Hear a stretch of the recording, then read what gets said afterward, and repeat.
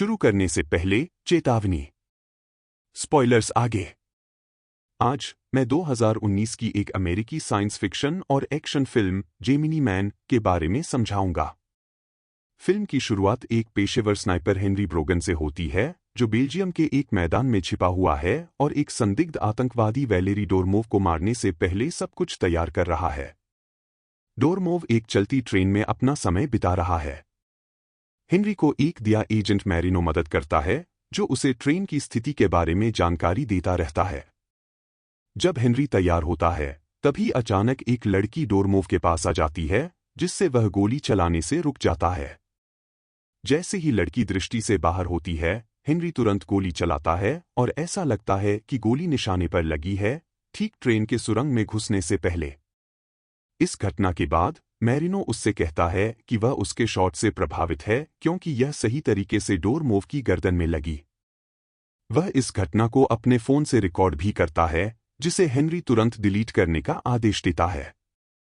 हत्या के बाद हेनरी को पछतावा होता है और वह इस जोखिम भरे काम से रिटायर होने का फैसला करता है, क्योंकि यह उसे सोने से पहले सताता रहता है।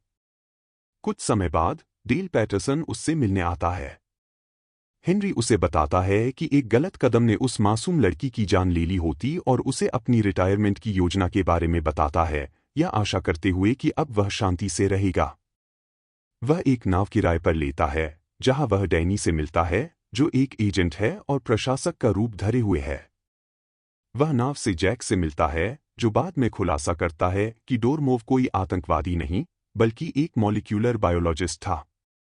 पता चलता है कि हेनरी को दिया गया फाइल गलत था, इसलिए वह जैक के सूत्रधार यूरी से बात करने की मांग करता है। इस बीच यह पूरी बातचीत दिया डायरेक्टर जेनेट लेसेटर और जेमिनी के सीईओ क्ले वेरिस द्वारा रिकॉर्ड की जाती है। यह जानकर कि हेनरी को शायद गोपनीय जानकारी है, क्ले लेसेटर के साथ मिलकर स्नाइपर को खत्म करने की योजना बनाता है, क्योंकि वे डरते हैं कि वह खतरा बन सकता है। हेनरी को नाव पर कुछ अजीब लगता है और वह वहां एक वायर प्लग्ड पाता है। वह तुरंत डैनी का सामना करता है और उस पर दिया की जासूस होने का शक जताता है। वह आरोपों से इनकार करती है और उसके सवालों का सही जवाब देती है। हेनरी को अपनी गलती का एहसास होता है और वह माफी मांगता है, फिर उसे डिनर पर आमंत्रित करता है। हेनरी को डैनी की असली पहचान का पता चलता है, जो दिया की एजेंट निकलती है। वह हैरान होती है और स्वीकार करती है कि वह दिया की है। डिनर के बाद वे अलग हो जाते हैं, क्योंकि डैनी कहती है कि यह शायद उनकी आखिरी मुलाकात हो। उस रात जैक की नाव पर लेसेटर के गुंडे हमला करते हैं और जैक और उसकी गर्लफ्रेंड को मार देते हैं। कुछ देर बाद हेनरी अपनी नींद से जागता है और महसूस करता है कि कोई उसके घर में घुसा है।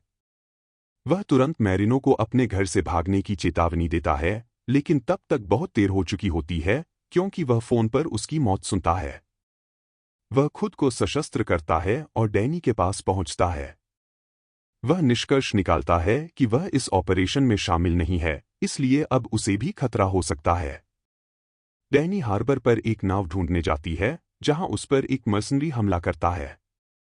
हालांकि उसे कम नहीं आंका जा सकता, क्योंकि वह उस आदमी को हरा देती है और उसके भेजने वाले के बारे में जानकारी हासिल कर लेती है। कुछ ही देर बाद हेनरी हार्बर पर पहुंचता है, जहां डैनी उसे बताती है कि लेसेटर ने हत्यारों को भेजा था। वे एक साथ काम करने का फैसला करते हैं और चोरी की गई नाव से वहां से भाग जाते हैं। अगले दिन हेनरी अभी भी समझ नहीं पा रहा है कि क्या हो रहा है, जबकि वह बैरन, हेनरी का पुराना दोस्त, के आने का इंतजार कर रहा है। इस बीच क्ले लेसेटर के लोगों के प्रदर्शन से नाखुश होता है और उसे बताता है कि अब से जेमिनी स्नाइपर को संभालेगी। हेनरी डेल को फोन करता है, जो बताता है कि जेमिनी और लेसेटर ही पीछे हैं और उसके पास अपने सीनियर को रोकने का अधिकार नहीं है। पता चलता है कि डोर्मोव जेमिनी के शोधकर्ताओं में से एक था और उसे मारने ने क्ले को कार्रवाई करने के लिए मजबूर कर दिया। डैनी हेनरी को बताती है कि जेमिनी एक प्राइवेट पैरामिलिट्री है, जो क्ले वेरिस के स्वामित्व में है और विशिष्ट लक्ष्यों का अपहरण और यातना देने में माहिर है। क्ले वेरिस हेनरी का पूर्व सीनियर था और उसने हेनरी और बैरन को जेमिनी में शामिल होने के लिए आमंत्रित किया था, लेकिन उन्होंने मना कर दिया था। तीनों कोलंबिया की यात्रा करते हैं, जहां स्नाइपर उन्हें बताता है कि उसका क्ले के साथ इतिहास रहा है। अगली सुबह हेनरी जागता है और एक अन्य स्नाइपर को पास की छत पर घुसते हुए दिखता है। वह स्नाइपर को दूर ले जाता है ताकि डैनी और बैरन सुरक्षित भाग सकें। कुछ गोलियों का आदान प्रदान होने के बाद उसे एहसास होता है कि उसका दुश्मन, जिसे जूनियर कहा जाता है, बिल्कुल उसी जैसा दिखता है लेकिन छोटा है। आश्चर्यजनक रूप से जूनियर के पास भी हेनरी जैसे ही कौशल हैं, मानो वह उसका प्रतिरूप हो। इस वजह से हेनरी को उसे हराने में मुश्किल होती है। हेनरी चोरी की गई मोटरसाइकिल से भागने की कोशिश करता है, लेकिन जूनियर उसका पीछा करता रहता है। एक लंबा पीछा करने के बाद जूनियर हेनरी को टक्कर मारता है और वह बाइक से गिर जाता है। जैसे ही जूनियर उसे मारने वाला होता है, स्थानीय पुलिस आ जाती है और हेनरी को गिरफ्तार कर लेती है, जबकि जूनियर भागने में सफल हो जाता है। डैनी की मदद से हेनरी को घटना के कुछ ही देर बाद छोड़ दिया जाता है। हेनरी और टीम यूरी डेल का सूत्रधार से मिलने के लिए बुडापेस्ट जाते हैं ताकि वर्तमान स्थिति के बारे में अधिक जानकारी मिल सके। रास्ते में डैनी भी जूनियर और हेनरी के बीच समानता देखती है, लेकिन हेनरी यह मानने से इनकार करता है कि जूनियर उसका बेटा या ऐसा कुछ भी हो सकता है। दूसरी ओर जूनियर क्ले के घर लौटता है और अपने घाव का इलाज कराता है। वह हेनरी के कौशल से प्रभावित है, लेकिन अभी भी उनकी शारीरिक समानता को नहीं पहचान पाता। क्ले उसे शांत करने की कोशिश करता है और उसे अपने प्यारे बेटे जैसा महसूस कराता है। बाद में सीईओ जूनियर को जेमिनी के मर्सनरीज के ट्रेनिंग सेशन दिखाता है और उसे अपना मिशन जारी रखने के लिए बुडापेस्ट भेजता है। बुडापेस्ट पहुंचने पर डैनी अपने कनेक्शन एनिको से मिलती है और उसे जूनियर के सैंपल देती है ताकि डीएनए टेस्ट किया जा सके। एनिको बाद में बताती है कि जूनियर वास्तव में हेनरी का क्लोन है क्योंकि दोनों का डीएनए एक जैसा है। यह सच्चाई हेनरी को हैरान कर देती है।